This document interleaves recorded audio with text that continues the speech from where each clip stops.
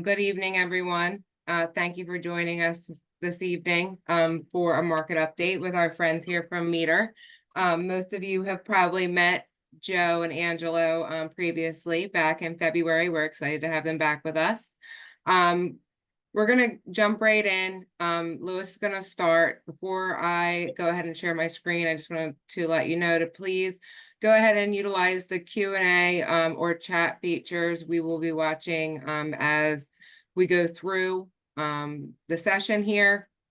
We may stop depending on where we are or wait to answer questions at the end, but we want this to be interactive. So please go ahead and use those features to ask any questions you may have. I am going to go ahead and share my screen.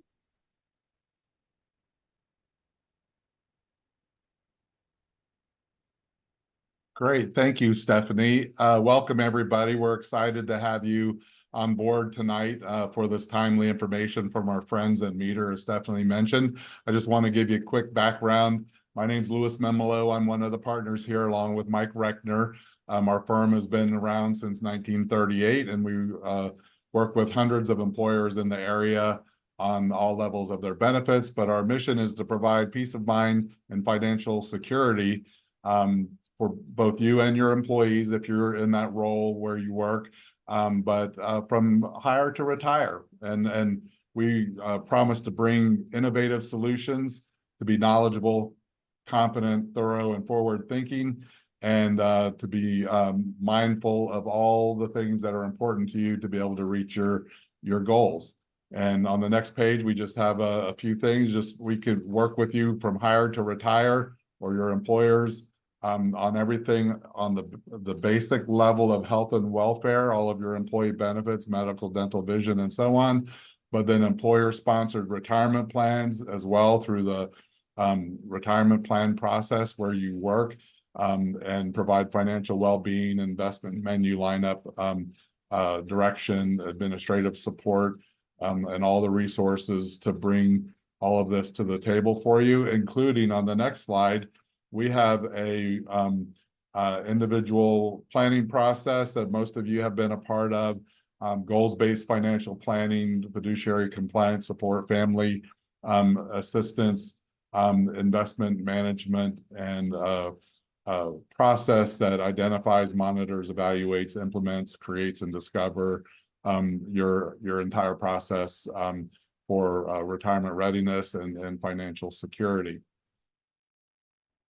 And then our biggest resource, our best resource, is we have a wonderful team here to help you. There's Mike and I at the top left corner, but Stephanie Clendenning is on the call, and she is our account executive that assists us with the retirement plan, group retirement plan, and individual planning. And then we also have Tom Gillibo on the call, who is our associate advisor, who helps with the getting your accounts set up and investment planning and a multitude of things, along with Matt Moody, who's on the call as well, who is our client service associate. And the rest of the folks you see are our benefits dedicated team to help you get across the finish line in regards to that. So at this point, we want to go ahead and get started with our guests here tonight. We have Angelo Manzo from Meeder, who is the Vice President of Private Wealth and Investments, who is going to provide us some up-to-date information. And we have Joe T., who is our Regional Vice President and helps us get you guys over the finish line and get us the information that is necessary. And Joe, Angelo, is there anything else you want to add about your role in this, in what you do at Meeder? I would just add, Lou, one of the things we do is, we really take serious our role in partnering with firms like yourself, and we're really happy to be working with you and your team. I know the dinners we did in February gave us a chance to really kind of understand your firm a little better and how you work. But it helps us. We bring a lot of the questions, the things that are on your mind and your clients' minds back to Bob Meeder. We work for an independent firm where we have direct access to our CEO. I know Angelo has more direct contact with Bob and our investment team, but it's so important to hear what's on your mind, so we continue to deliver the right content for you. So with that, I guess, one thing I would just add about tonight's format, obviously there's been a ton going on. And we live in such an information age where everyone's getting their information from different news channels, different investment channels, different news resources as it pertains to the markets. We finally saw volatility last week creep into the markets, and it was a really rough couple days. I know Angelo's going to talk about that, but I think this is one way you can get, really a good bird's eye view of what's really happening, what you should be paying attention to. And then, like I said, it's a great format. So thanks for, partnering with us. And Angelo, I'll turn it over to you to kind of dispel some of the rumors of what's happening and what's not happening in the markets. And of course, we have an election going on. I'm sure we'll spend a minute on that as well. Absolutely. Joe, Lewis, Tom, Stephanie, greatly appreciated. I'm Angelo Manzo. I've been with Meeder 10 years. My background is leading investment teams and lead roughly 20 individuals here at Meeder, managing portfolios. And part of our process, as Joe highlighted, why these are so valuable is hearing from clients, because many of the solutions that we build are personalized. They're customized to that client. So understand exactly what the clients are looking for allows us to properly construct the portfolio for them. So we're going to focus on capital markets. As they highlighted, please chat questions. We'll also be available in the future, should you think of questions after the meeting. But the first thing I should start with is I have some of the worst luck. I was traveling during Brexit, and I was traveling in vacation in 2008. I went on paternity leave the first day of COVID, and this presentation got planned months in advance, and go figure, the week with the greatest volatility happens the week before this presentation. Crash in Japan last week, the most volatile week in the market. So it is time we made adjustments to this deck for that material. But if there's one takeaway, definitely don't travel with me, and definitely be aware of risk if I do have a presentation plan. It seems like that's when the volatility occurs. So we're going to dive into some details. I think it's going to be worthwhile to talk about market returns. Where's the market today? What have we seen? And what can we expect going forward? I'm going to touch on inflation and the labor market. And the reason we're going to touch on inflation and the labor market is because those are the two key drivers for the Fed. The Fed determines interest rates. They're academics. They're going to monitor the inflation and labor market to determine what their next move will be. And we'll highlight what the next move will be, and that's going to be in September of next month. So we'll highlight exactly what to expect from an interest rate perspective. Joe highlighted it. We'll tap dance a little bit around the presidential election, but we'll talk about specifically what have we historically seen during presidential election years, and then also, should there be a change in our portfolio management approach if there's a Democrat or Republican from a presidential perspective. Then lastly, arguably most importantly, okay, with this information, what are we doing? How should we think about our portfolios given the expectations we have for the overall market and policy? So to get started, market returns. I'm an analyst by trade, so naturally you're going to have one slide with way too many numbers. This is the slide. But I think it's important to set the framework for what to expect from here. And we show the U.S. equity market, the international market, and fixed income, and a couple key takeaways, because many of you went through this. It was a very volatile period. You see the 2022 market red across the screen for the year of 2022. It's very challenging. And the challenge there was, while there was volatility in the equity market, it was more the fixed income. At the bottom of the page, ranging from down 8.5% to down 13%, you would expect a hedge, greater defensive, some protection from that fixed income allocation. We didn't see it. Another key takeaway, and we had many conversations in the fourth quarter of 2022, is given that volatility, what do we do? What should we do going forward? How should we think about our portfolio given the volatility in this market? And it was those clients who stayed true to their philosophy that benefited 2023 as well as year to date. We've seen a very strong year, very strong year and a half. Now, as you can see, quarter to date, we're starting to see volatility again. And I'm going to highlight it further, but given what we've seen, if you look back over the past 10 years, the strongest performance has come from growth. Growth is the Teslas, NVIDIA, Apple of the world. The S&P 500 today is primarily growth. It's more growth than it's ever been. And the S&P 500, it's top 500 companies in the US market, it changes over time. Just knowing that today it is more growth oriented, and growth has done extraordinarily well over the past 10 years. It's the top performing asset class across these various markets. Part of our job of our team is looking across these asset classes to determine where there is opportunity. And as you can see, there's been volatility year to date. As part of the presentation today, we're going to talk through what to do with that volatility. What changes should we make? How should we be thinking about our portfolio? What shifts should we make? But importantly, you can see fixed income, and I'm going to touch on it later. It's provided protection over the most recent quarter. Our expectations for fixed income to provide that protection, provide income, help offset some of the risk of the equity market. But one of the key takeaways, growth has been a key driver. We'd argue that we should look to be diversifying from that growth. And then from a hedge or from a protection standpoint, I'm going to highlight the opportunity within fixed income. We'll touch on that later. One key point is that we've started to see volatility. We haven't seen it in a year and a half. We just had a down day of over 3% on Monday of last year. That was the worst day in 2 years. It's been quite some time since we've had that level of volatility in the market. It's common.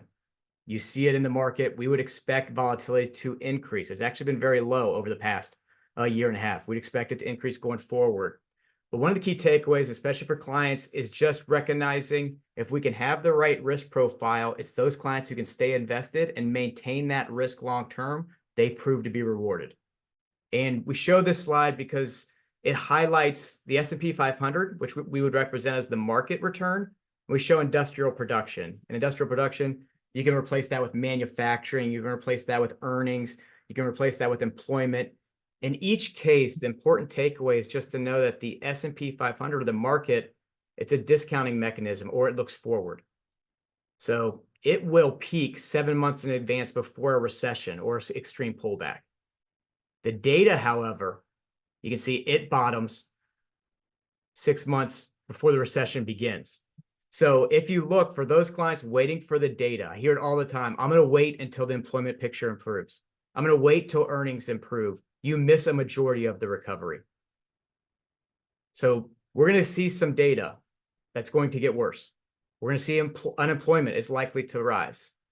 We're going to talk about some of the data. It's coming from the increase in interest rates. We're going to touch on it further, but we are going to see data that is going to start to worsen. The key is, though, knowing that from a market perspective, maintain that longer term perspective.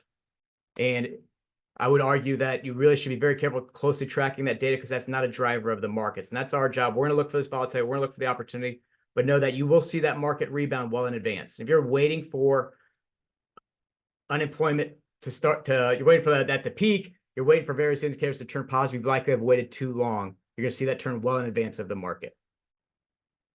So with that, let's get into it. Let's talk about inflation and the labor market. As I talked about before, these are the mandates of the Federal Reserve. They determine interest rate policy. And the two mandates they're looking at are inflation and employment. They're academics. They're tracking models. And they're looking at those models to determine from inflation, from employment, what should we set the interest rate to be? The analogy I often use is that the economy is a car, and the Fed is hitting the gas or the brake. And they're making that decision based on each of these. If they want to slow the economy, they're going to start increasing interest rates.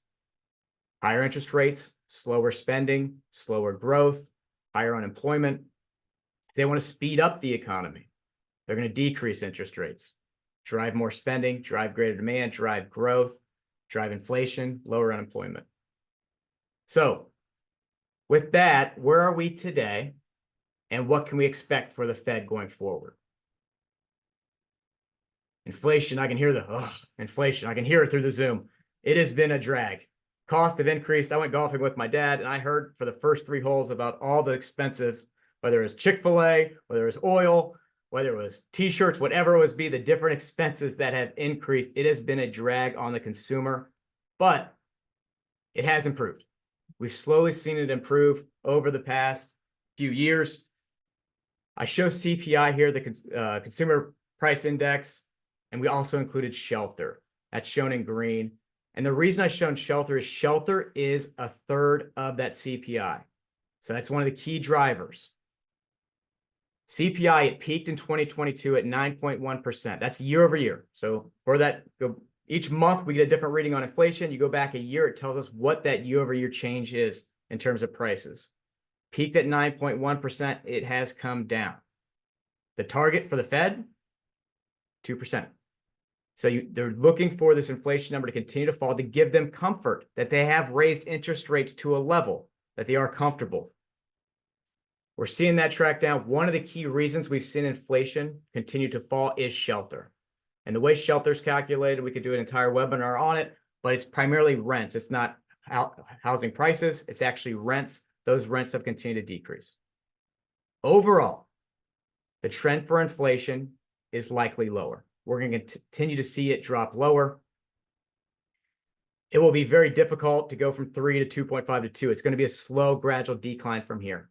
But know that the Fed has increased interest rates. And they likely have peaked in terms of raising interest rates. And I'm going to touch on it further. It's likely that the next move will be a decrease. They are far more comfortable with where we are today, given the inflation picture. And one of the key drivers is that shelter. And that is continue to come down month over month. We'd expect shelter to continue to come down based on some indicators we're looking at, such as the change in rents, which is negative year over year. Angelo, we have a question. Do you want to take that now? It's regarding the Fed Reserve. Yeah, it'd be great. With the Federal Reserve looking to hold off reducing rates, there is likely to be economic hardship that hasn't been seen in the numbers yet. Does anyone have any insight into the magnitude of what this means for the economy? I see families who are increasingly suffering, not just hurting. Yes, I'm going to jump. I'm going to jump ahead. So you are seeing a mix from a hardship perspective. I don't have the slide on some of the various metrics that are tied directly to the Fed. So a few of those, one, are credit card rates. They're at all-time highs. So the interest rate on credit cards, very challenging for individuals tied to overall credit cards.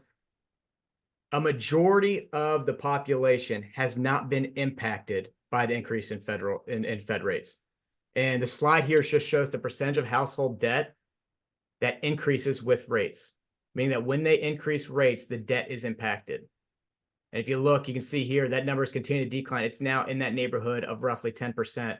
There's another slide that I didn't include that shows the number of homes that are paid off and that don't have a mortgage.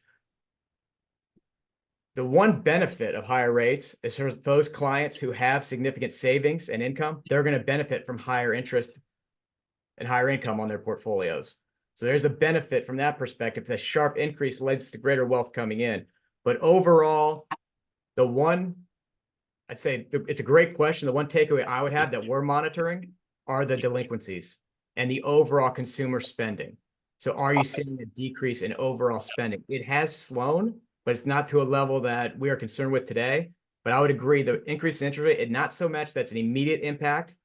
Many of us have refinanced, many of us have fixed mortgages. They're not an immediate impact on us. But that being said, given the inflation level I just highlighted, and given you're seeing greater delinquencies for those clients that are tied to those debts, and overall retail sales and spending, those areas we'd monitor that we'd be more concerned with, that we're giving it tracking. And that would actually lead us to greater concern overall with the market should we see those accelerate. Thank you. Absolutely. So jumped ahead, but I'm gonna show the slide. There is one area of CPI that has not decreased yet. So I showed that when I say it, we had 9% decrease, 8% decrease. The one area of CPI that has continued to increase, growing at a higher rate every year, is insurance. So we've not seen that roll over. That is the one area that remains strong and continues to grow. You see red, you see anything with orange on this page, it means since the beginning of 2023, at least a 15% increase. That dark red, Texas, Arkansas, Illinois, 25 to 36% increase since 2023. I'm not sure if anyone saw the headline. State Farm out of California, they requested a 30% increase in insurance and then asked for another increase right after they got that approval. This is likely to continue to trend higher based on the insurance companies and those rates. Once again, going back to what impact does this have on consumers? Does this have on spending? So that'd be another area we would monitor, but very interesting. The one area that has continued to increase and hasn't slowed is insurance. That's something we'll definitely continue to monitor. It is definitely a anchor, as we saw earlier, on many consumers, given the significant cost increase. I'm going to turn to unemployment. As we spoke about, when the Fed starts increasing interest rates, it's to slow the economy. And a byproduct of slowing that spending, slowing that growth is higher unemployment. So the expectation is higher unemployment. We bottomed around 3.4%. It is up to 4.3%, still below average. There is room for greater unemployment. Going back to what I highlighted before, I wouldn't be shocked if the news got worse around employment. Likely going to see further layoffs. We just got an announcement from Intel last week. I would not be shocked to see unemployment continue to climb given higher interest rates. This is something we'll continue to monitor and get. Once again, it goes back to what impact this has on the consumer, has on the overall economy. But overall, from an employment perspective, the Fed has come out expecting unemployment to rise given the current interest rates. Going back to the news, would not be shocked to see move higher in unemployment. But looking back over these past few years, the labor market has been fantastic. It has held up very well over these past few years. The current slide we show here shows the job openings versus the number of people unemployed. There are still more job openings than unemployed individuals. And the Fed highlighted when they started increasing interest rates was they needed to bring it down. You can see it got as high as 12.5 million. There was 2 jobs for every individual unemployed. You need to tighten it. They need to tighten policy, bring down the number of job openings. Usually this number is closer to that 1.25 to 1.5 job openings per unemployed. So wanted to bring this down. This is in line with exactly what the Fed was expecting. This is the role of higher interest rates. It's working. They have been on pause. They have not hiked interest rates since July of last year, but you're seeing the byproduct of these higher rates, the slowing in the economy, higher unemployment, decrease in the job openings, decreasing in inflation. It's exactly the role of the Fed and what they're trying to do. We'll see how this plays out, which I'll touch on from a positioning perspective, but just highlighting what we're seeing was expected. Now for the Fed's taking this information to determine what is next.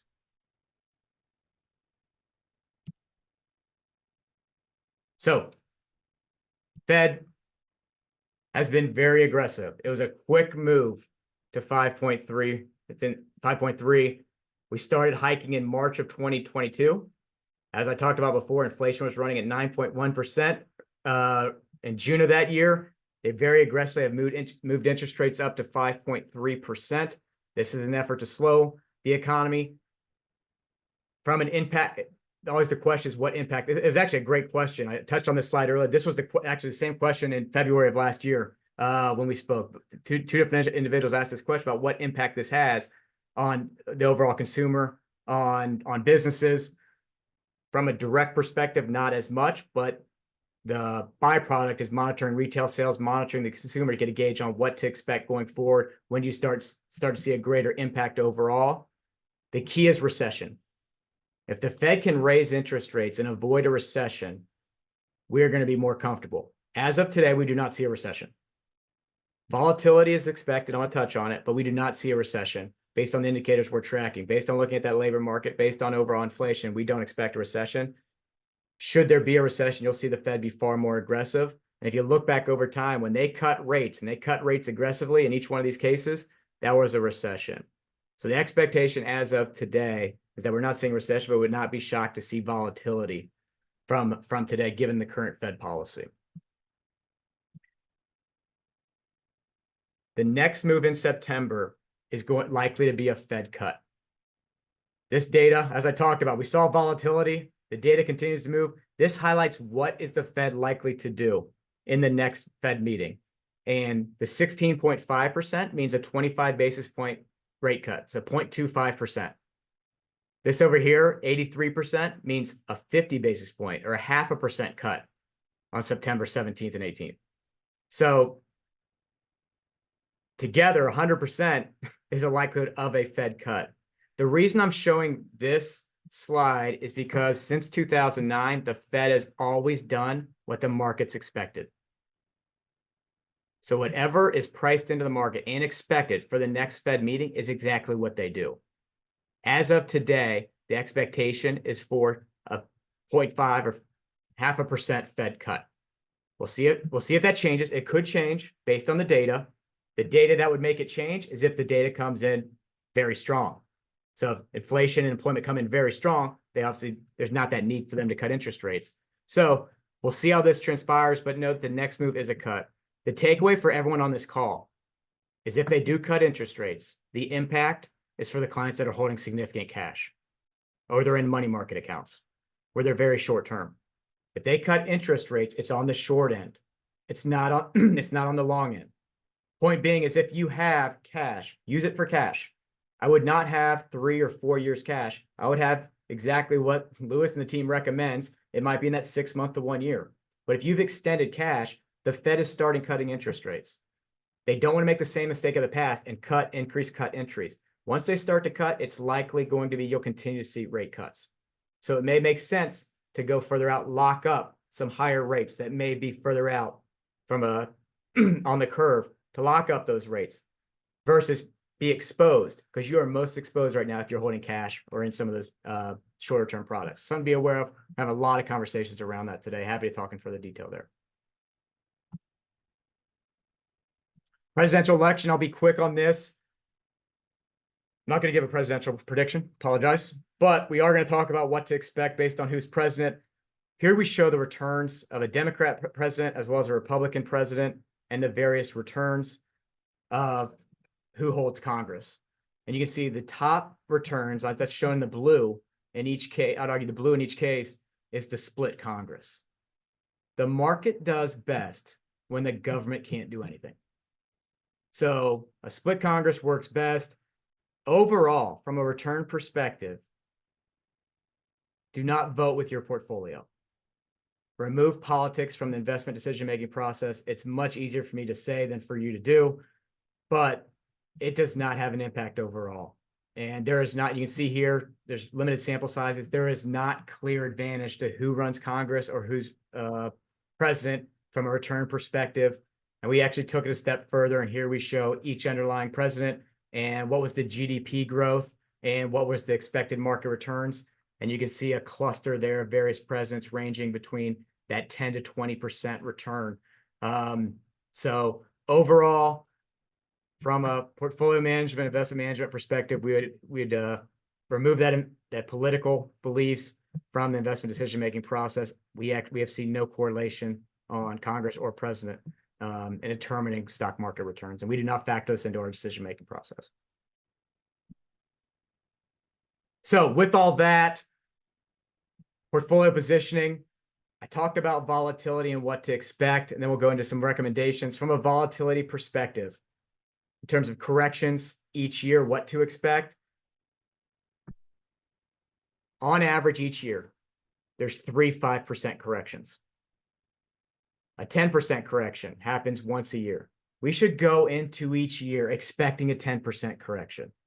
We haven't had one this year, though it feels like it's been volatile. We should expect that 10% correction each year. You can see that 20% correction happens about once every 3 years. But just knowing we should expect this volatility. We haven't had volatility in nearly 2 years. We're starting to see a little bit of volatility. This is normal. It's part of the cycle. So for us, stepping back, building that portfolio that you can manage that volatility, but grow to expect it. For a portfolio management team, volatility for us creates opportunity. This creates opportunity for us to shift asset classes, find opportunity to rebalance that portfolio, or find different areas of the market that are attractive. But we must expect this volatility because we haven't seen it. I know we're likely to see greater volatility. That's historically what we've seen coming into the end of an election year as well. Taking it a step further, when we do see volatility, looking at that opportunity, this looks at the probability of positive returns. If you're to invest in the market at any point, what's the probability of having a positive return? In 1 year, it's roughly 75%. The longer you hold the portfolio, the greater the probability of positive returns. It's time in the market, not timing the market. So taking advantage. If we make an investment, 5 years is always my number. If you have a 5-year horizon, it's likely to benefit you from an investment perspective. Over those 5 years, you're looking at literally a 90% probability of success. And you can see there's actually never been a 20-year period where there's been negative returns. The longer that time horizon, the greater that probability of positive returns. Common follow-up question to that is, okay, if there are negative returns, what should we expect? How significant is it going to be? Knowing that if it is 90% going to be positive, what is the probability? Or if it is negative and that 10% does occur, how negative the return is going to be? This is the range of outcomes across stocks, bonds, and a 50-50 portfolio. Over 1 year, if you're planning on that investment over 1 year from a stock perspective, we've seen returns be as high as 47% and as low as negative 39%. It is very difficult to plan for a 1-year horizon. But over a 10-year horizon, 5-year horizon, 10-year, the range of outcome is greatly reduced. So we have a better idea from a portfolio management perspective what our outcomes are going to be.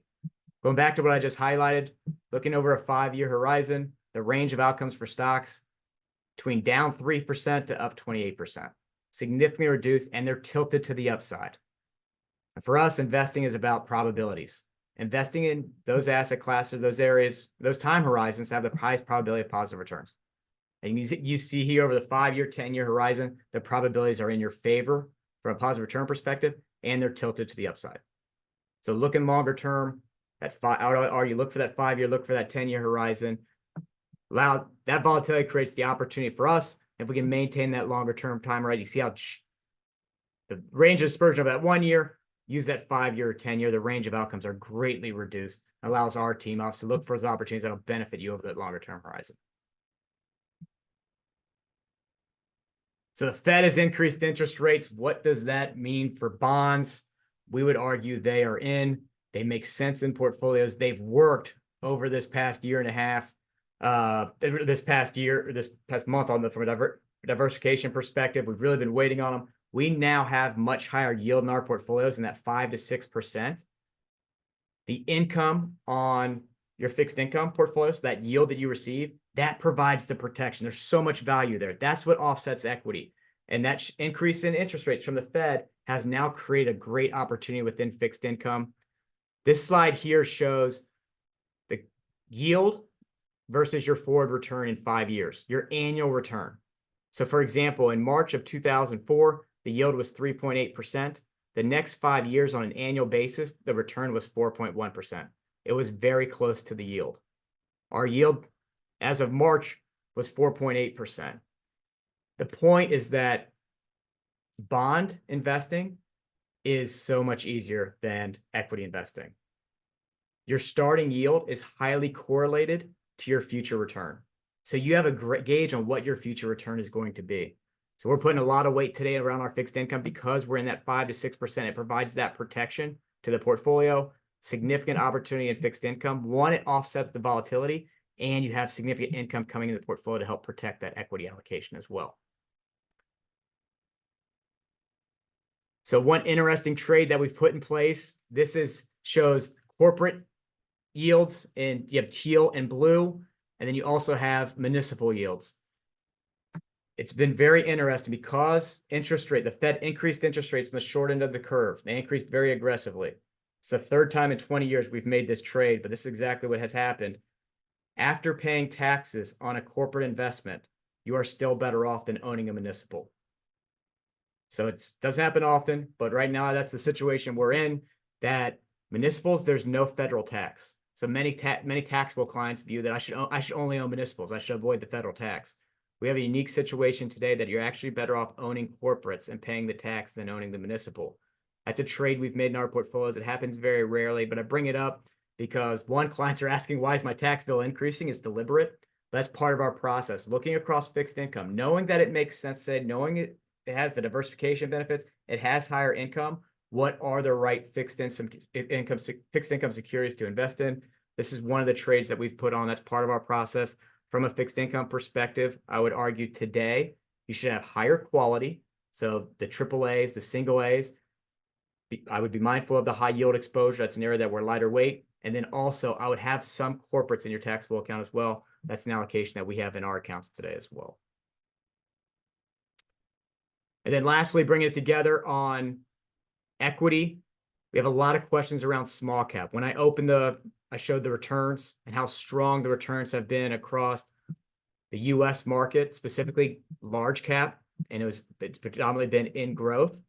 A lot of clients have been bringing up small cap because should we see small cap is actually, many of those companies are more floating rate. They're more exposed to higher interest rates. It's difficult for them to borrow. They're unable to, they don't have the cash on hand that many of the large cap companies do. They have higher interest rate expense. They have higher floating rate debt. They're more exposed to higher interest rates. This is weight on small cap returns. This slide shows the number of unprofitable companies across large, mid cap, and small cap during different crises. So you have the tech bubble, financial crisis, and COVID. So you've seen that small cap is kind of ranged in that 40%. We are in a current situation today, as challenging as this market has been on small cap, roughly 44% of the small cap are unprofitable. Likely a challenging environment for small cap companies. We are not quick to add to small cap. So this is something we're monitoring. We prefer large cap. We prefer more diversified portfolio. We also recommend diversifying from growth as well, but would not be quick just to rush into small cap today. But do see value from a diversification perspective. We are slightly underweight in our portfolios with small cap relative to the mid cap and large cap within our portfolio. So final thoughts, inflation and employment. I touched on it. Inflation is likely trending lower. You're starting to see shelter's the key component. That's going to continue to drive inflation lower. It's going to go towards that 2% target. It'll take some time to get there.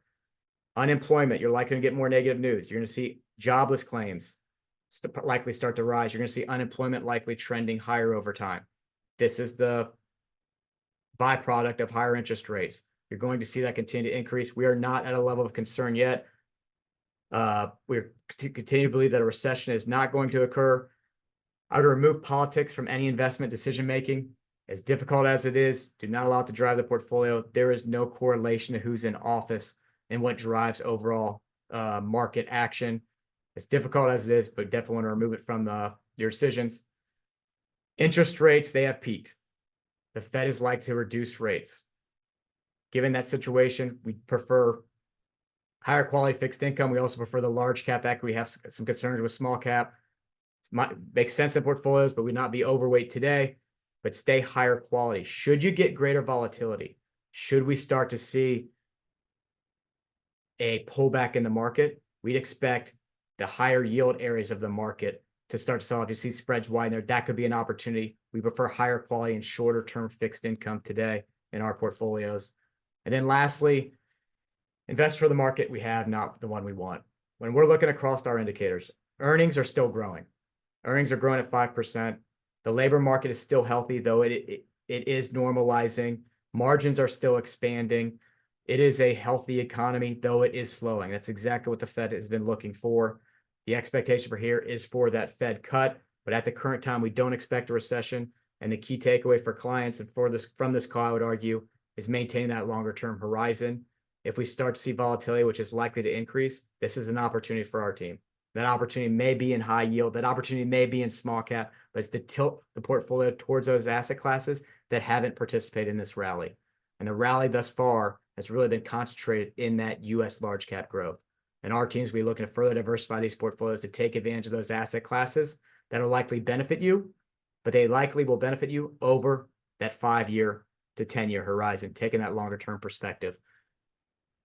So, hope that was helpful. Covered quite a bit. The market gave us quite a bit over the past week, but just wanted to highlight what we're seeing in the markets and where we may be seeing opportunity going forward.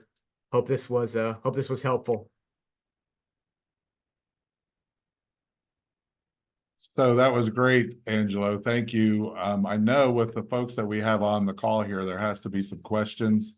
Some were having a little challenge with the chat, but just want to open it up now to questions or comments from anybody.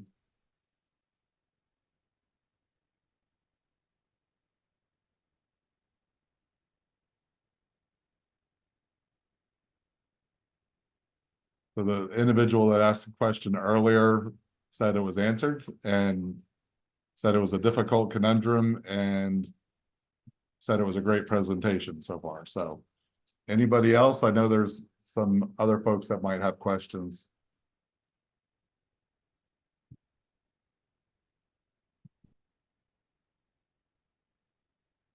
Tom, did you have a thought or a question?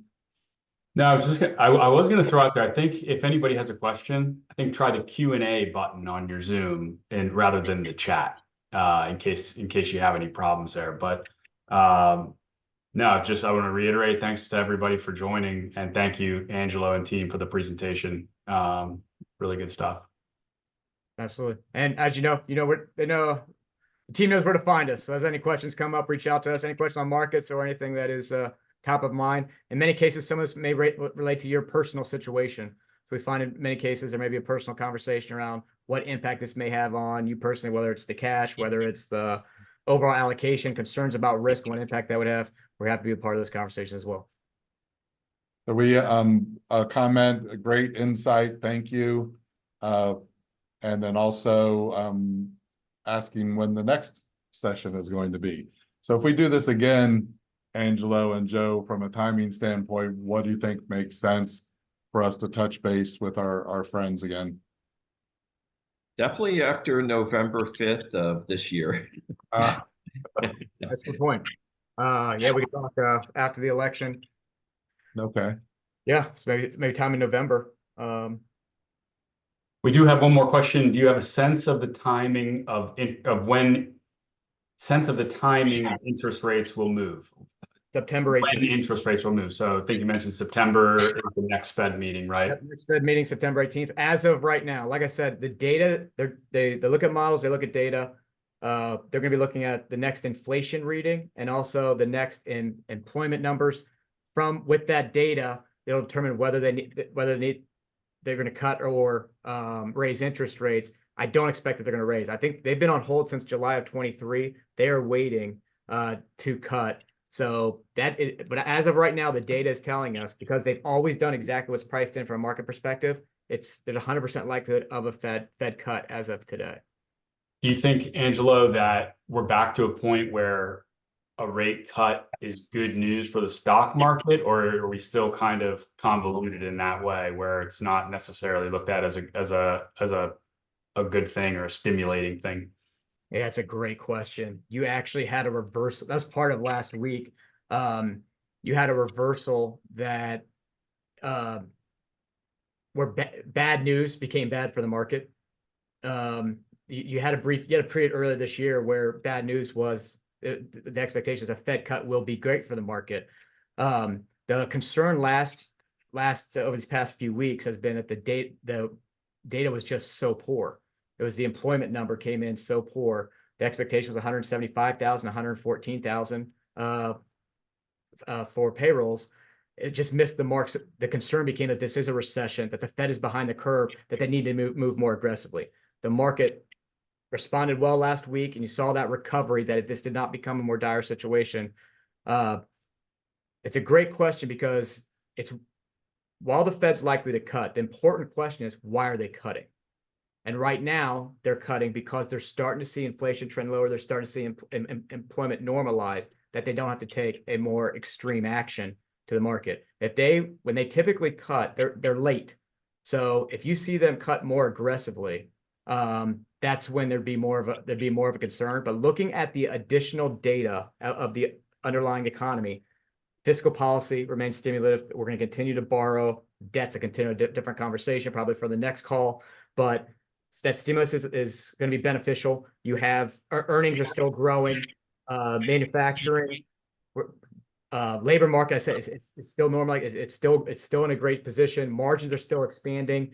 Unemployment claims are not at a level that would be recessionary. We're just not seeing the other areas of this market at a level that would argue for a recession. You can decrease interest rates and not have a recession. That's happened before. That would be the perfect situation. Should we start to have whether another banking crisis or an exogenous event that leads the Fed to take quicker action, that would be the concern. But as of right now, there would be no concern with a slow move lower in interest rates as long as that recession doesn't occur.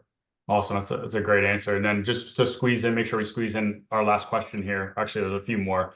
In reference to those holding large cash holdings, can you further expand upon what options one should execute and the timing as to when these actions should take place? Lewis, I can speak to kind of high level. We have actually some slides. I'll actually present that slide in February I can speak to it or you can. Go ahead and start and I'll add.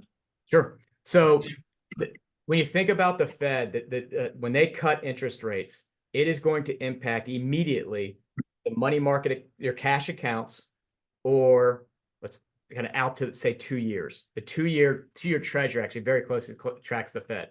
So when you think about the yield curve, you're making an investment in U.S. Treasury looking 10 years out. That 10-year interest rate has much longer maturity. It's impacted by interest rates and inflation and growth. The short end is directly impacted by the Fed. So if the Fed were to cut rates, your cash rate will immediately drop.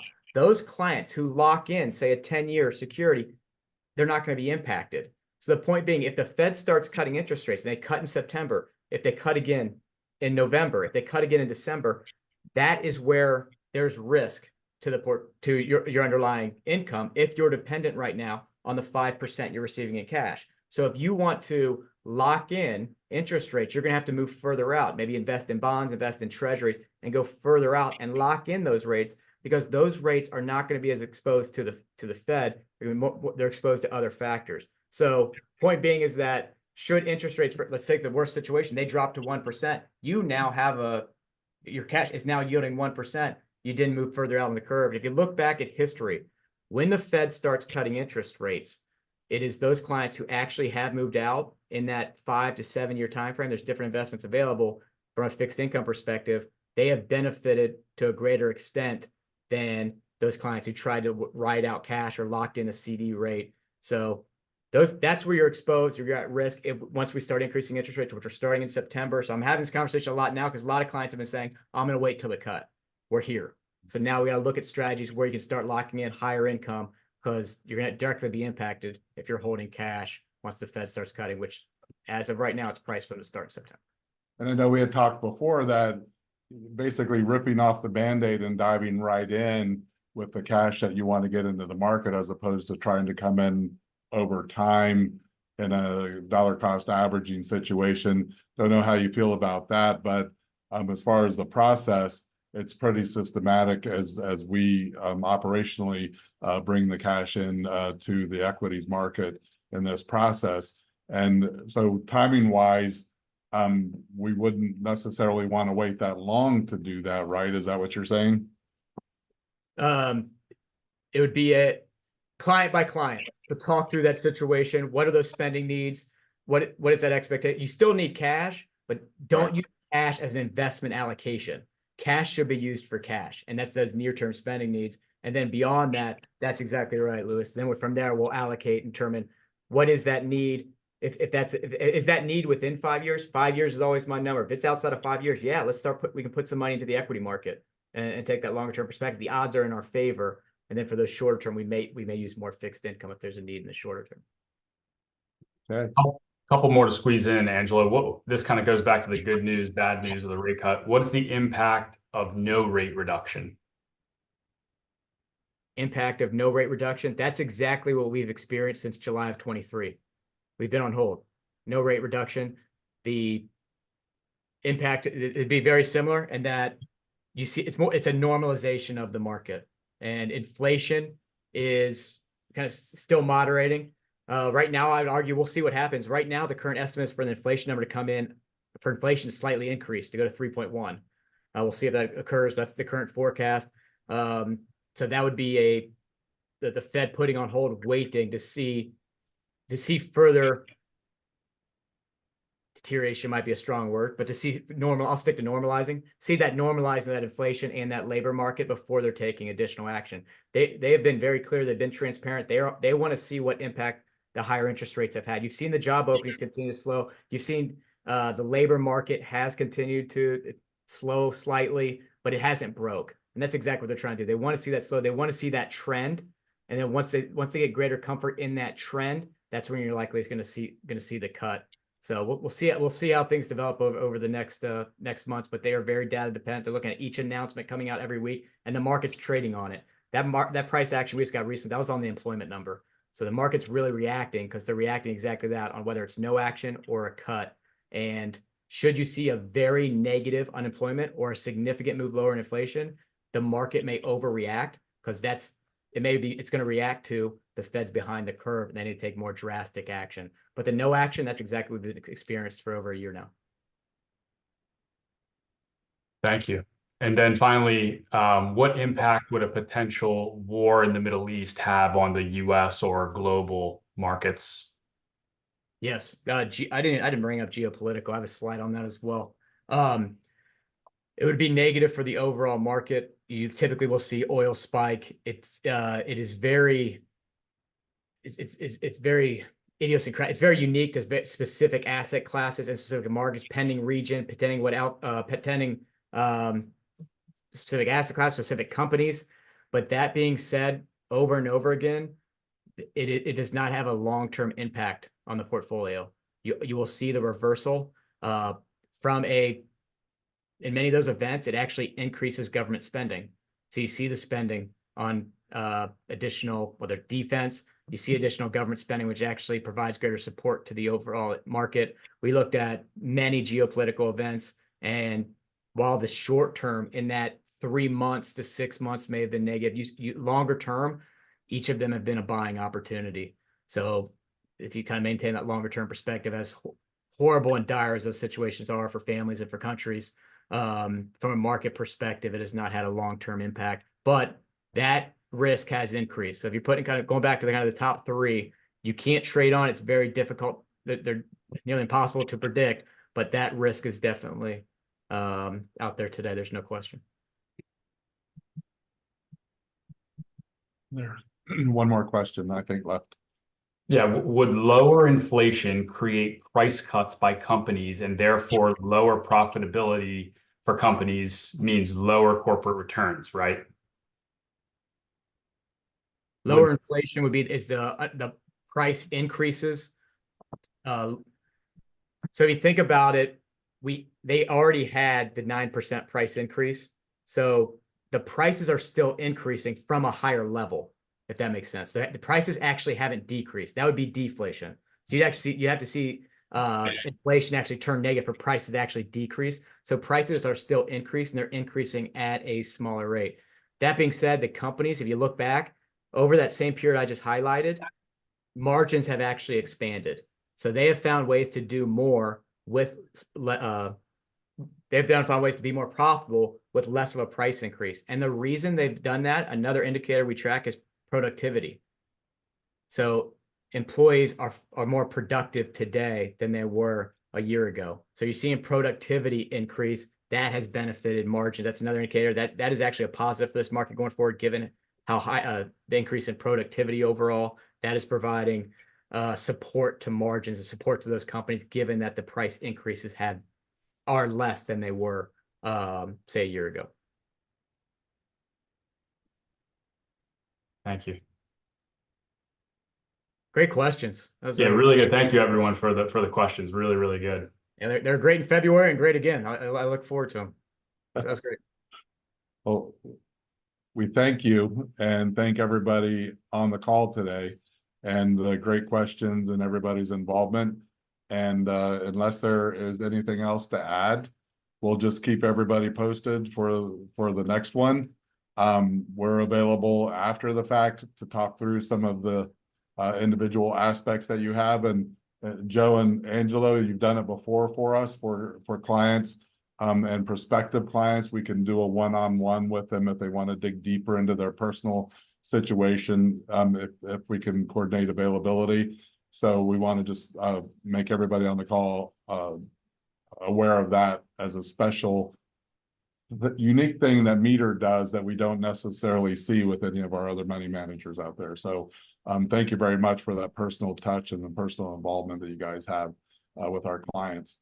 Without further ado, thank you. Thanks, Lou. Appreciate the partnership. Thank you all. Thanks, Joe. Thanks, Angelo. Thank you, everyone. Everybody on the call. Take care. Have a good night.